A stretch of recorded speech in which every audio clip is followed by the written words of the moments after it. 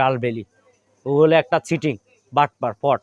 এই কোম্পানিতে কেউ কোনো লোক ওই কোম্পানিতে যাওয়ার চেষ্টাও করবে না। এর বাড়ি হয়েছে যে কেরালা, সে বাড়ি হয়েছে ইন্ডিয়ান মুদির, আমার মুদির ইন্ডিয়ান মুদির তার।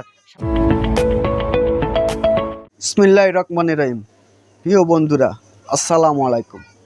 আমি সোহাগ, সবাইকে স্বাগতম জানাচ্ছি।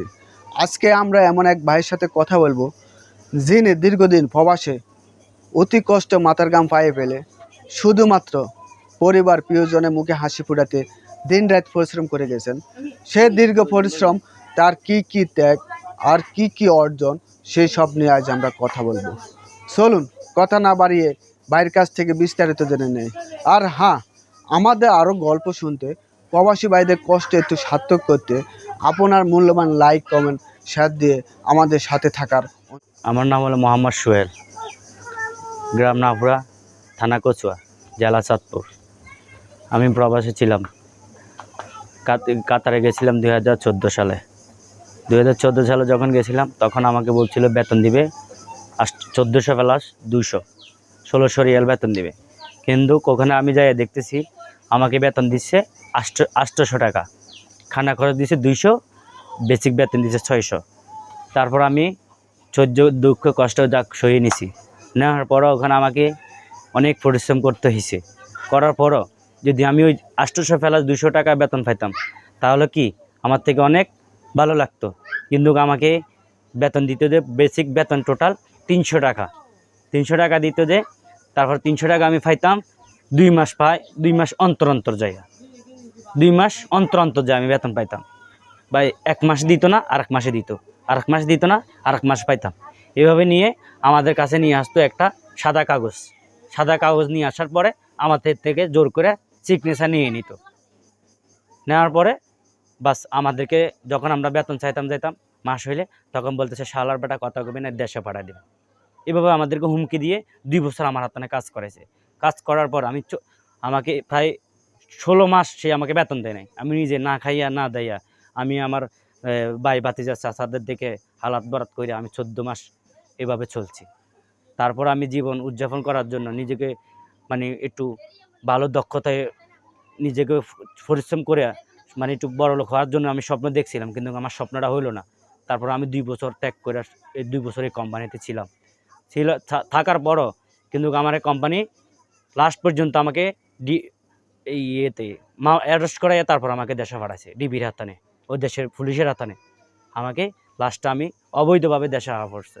আমাকে বেতন দেন এই কোম্পানির মাধ্যমে। আমি অনেক কষ্ট করছি, আমার কাজে সারা রাত কাজ করতাম, পুরা নাইট ডিউটি করতাম, 16 ঘন্টা 14 ঘন্টা ডিউটি করতাম। বেতন পাইতাম মাসে আমি 600 টাকা। কিন্তু 600 টাকা পাইতাম যে যদি পুরো মাসে পার ডে পাইতাম তাহলে জীবনটা অনেক ধন্য হতো তখনও। কিন্তু ফ্যামিলি নিয়ে অনেক কষ্ট করছি। তারা আমাকে কি করছে, বেতন দিতে তো আমাকে খানার টাকা শুধু 300 রিয়াল, ওই খানার টাকা দিয়ে নিজেকে 2 বছর শুধু এইভাবে কষ্ট করে চালিয়ে গেছি। কিন্তু বাড়ি মেয়েদের ফ্যামিলি অনেক কষ্টতে ছিল, তারা অনেক কষ্ট পাইছে। তারপর কারো কাছে শেয়ার করতে পারিনি, কারো কাছে বলতে পারিনি, কিন্তু লজ্জাজনক। আমি ওই দেশে বিদেশে গেছিলাম, তখন আমি সুদে লয়ে গেছিলাম, ব্যাংকের থেকে লোন লয়ে গেছিলাম, সুদে বিভিন্ন মানুষের থেকে আমি টাকা নিয়ে 4.5 লাখ টাকা দিয়ে আমি গেছিলাম। তখন আমার বেতন বলছে যে 1200 প্লাস 200 টাকা বেতন দিবে, কিন্তু আমাকে কোম্পানি বেতন দেয়নি। এভাবে আমাকে 300 টাকা বেতন দিত, 300 টাকা বেতন দিত। কিন্তু আমি যে পরিশ্রম করছি, সারা রাত মাথার ঘাম পায়ের তালে আসতো। মোজা যখন খুলতাম বাসা আসতাম, মোজা থেকে এইভাবে চিপা গাম জড়াইতাম, আর সারা রাত উদাম গিয়ে ডিউটি করতাম। কিসের কাজ করতাম, যখন ওই আপনার ইয়াতে ফুটবল স্টেডিয়াম খেলাগুলো চলছিল, ওই খেলার কাজগুলো আমি করছিলাম, রিগারের কাজ করছিলাম, প্রিন্টিংয়ের কাজ করছিলাম, ওখানে আমি টাওয়ার কারেন্টের কাজ করছিলাম, তারপর রড বান্ডারের কাজ করছিলাম, সিরি মিক্সারের কাজ করছিলাম। এইভাবে আমাকে বিভিন্ন জায়গায় আমাকে কাজ দিছে, আমি কাজ করছিলাম। তারপরও কষ্ট ত্যাগ করছি। যাক, কোম্পানি এই মাসে দেয়নি, আগামী মাসে দিব, কিন্তু ওই কোম্পানি আমাকে টাকা দেয়নি। আমার কোম্পানির নাম হচ্ছে গালবেলি, ও হলো একটা চিটিং বাটপার পট। এই কোম্পানিতে কেউ কোনো লোক ওই কোম্পানিতে যাওয়ার চেষ্টাও করবে না। এর বাড়ি হয়েছে যে কেরালা, সে বাড়ি হয়েছে ইন্ডিয়ান মুদির, আমার মুদির ইন্ডিয়ান মুদির। তার 7 থেকে 11টা লাইসেন্স, 10 থেকে 11টা লাইসেন্স ছিল, কিন্তু একটা লোক, আমার 2 বছর ছিলাম আমি, কিন্তু আমি কখনো তার কাছ থেকে আকামা কী জিনিস আমি চোখে দেখিনি। আকামাটা কী জিনিস, হেল্পলাইন ওই যে হসপিটাল যায় ট্রিটমেন্ট নেব, ওই জিনিসটা আমি চোখে দেখিনি তার কাছ থেকে, ওই কোম্পানির কাছ থেকে, এই জন্য বলি আমাদের প্রবাসে যারা যাবেন বর্তমানে সবার উদ্যোগে একটা কথা বলতে চাই, কোম্পানি যাচাই বাছাই ছাড়া কখনো আর প্রবাসে পা রাখবেন না। তা আপনি আপনার যাবেন যে আপনার নিজস্ব লোক একবার মার হেডার ভাই আপনাকে নিচ্ছে, কিন্তু আপনি ওটার তত্ত্ব ছাড়া আপনি প্রবাসে যাওয়ার উদ্যোগ নেবেন না।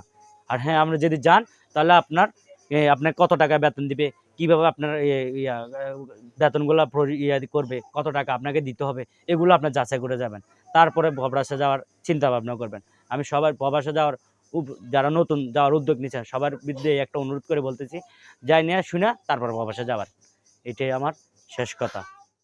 মাননীয় প্রধানমন্ত্রীর উদ্দেশ্যে একটা কথা বলতেছি, যারা প্রবাসে যায় নতুন, যারা দালালি করে, বাংলাদেশে কিছু দালাল চক্র আছে, তাদেরকে যেন প্রতিহত করে সরকারের মাধ্যমে, সরকার এজেন্সির মাধ্যমে যে বিষয়গুলো ছাড়ে, আমি মনে করি ওই বিষয়গুলো সবচেয়ে পারফেক্ট বিষয়।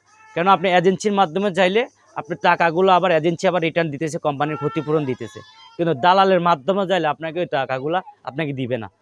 আমি মাননীয় প্রধানমন্ত্রীকে বলবো, কিছু কিছু দালাল চক্র আছে, ওই দালাল চক্রগুলোরে আইনের আওতায় আনে, তাদেরকে কঠিন বিচারের